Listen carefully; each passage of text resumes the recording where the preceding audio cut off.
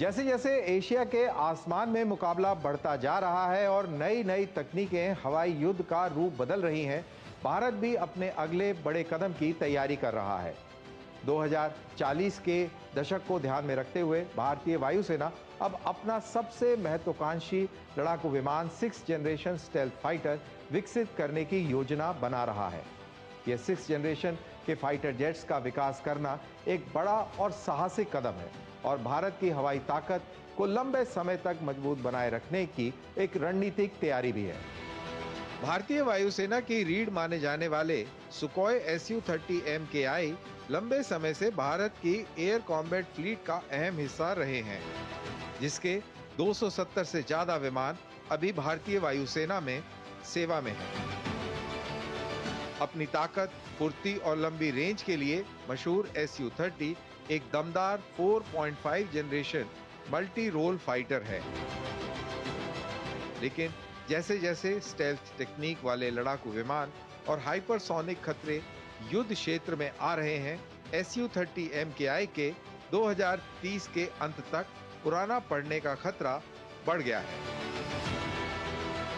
Su-30 MKI की ताकत और उपयोगिता को बनाए रखने के लिए भारतीय वायुसेना सुपर सुखोई अपग्रेड ला रही है, जिसमें स्वदेशी एसा रडार और नेक्स्ट जनरेशन वेपन सिस्टम शामिल किए जा रहे हैं।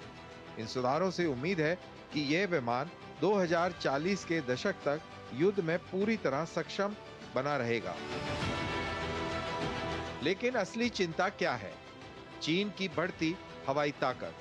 बीजिंग पहले ही J-20 स्टेल्थ फाइटर को अपनी वायुसेना में शामिल कर चुका है और अब उससे भी एडवांस प्रोटोटाइप, संभवतः J-36 या J-50 का परीक्षण कर रहा है।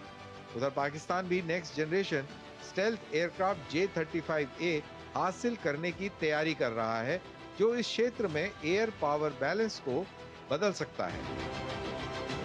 आगे बने रहने के लिए भारत सिर्फ अपने हथियारों को अपग्रेड नहीं कर रहा, बल्कि एक बड़ी छलांग लगाने जा रहा है। आइए एक नजर डालते हैं छठी पीढ़ी के फाइटर जेट के कॉन्सेप्ट पर। यह एक भारी 30 से 35 टन का लड़ाकू विमान होगा, जिसे सुखोई Su-30 की जगह लेने के लिए तैयार किया जा रहा है। यह आने वाले एमका से भी बड़ा होगा और भारत में अब तक बना सबसे स्मार्ट लड़ाकू विमान होने वाला है।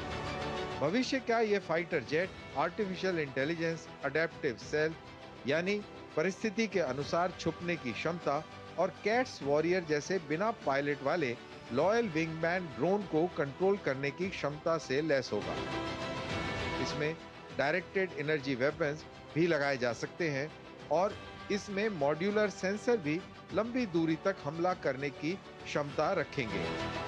इसका लक्ष्य 2040 तक उड़ान परीक्षण करना और 2045 के मध्य तक इसे वायुसेना में शामिल करना है।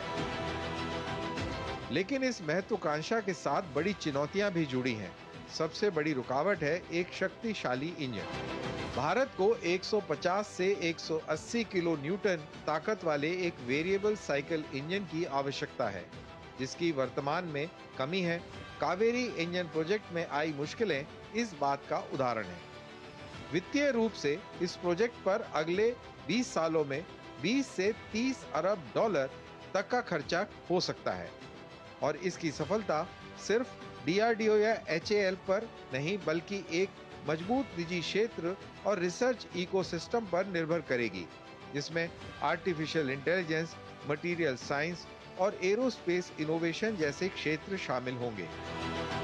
विशेषज्ञों का मानना है कि इस कमी को दूर करने के लिए भारत को फ्रांस, ब्रिटेन या अमेरिका जैसे देशों के साथ मिलकर काम करना होगा। भारत का 6th जनरेशन फाइटर सिर्फ एक जेट नहीं, एक मजबूत इरादे की घोषणा है। ये एक साफ संकेत है कि 21वीं सदी की एयर पावर रेस में भारत पीछे नहीं रहेगा।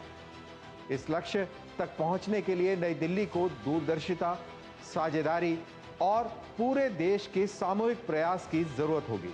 ये केवल एक मिलिट्री प्रोजेक्ट नहीं, बल्कि भारत के फ्यूचर एयर डोमिनेंस के लिए एक राष्ट्रीय मिशन है।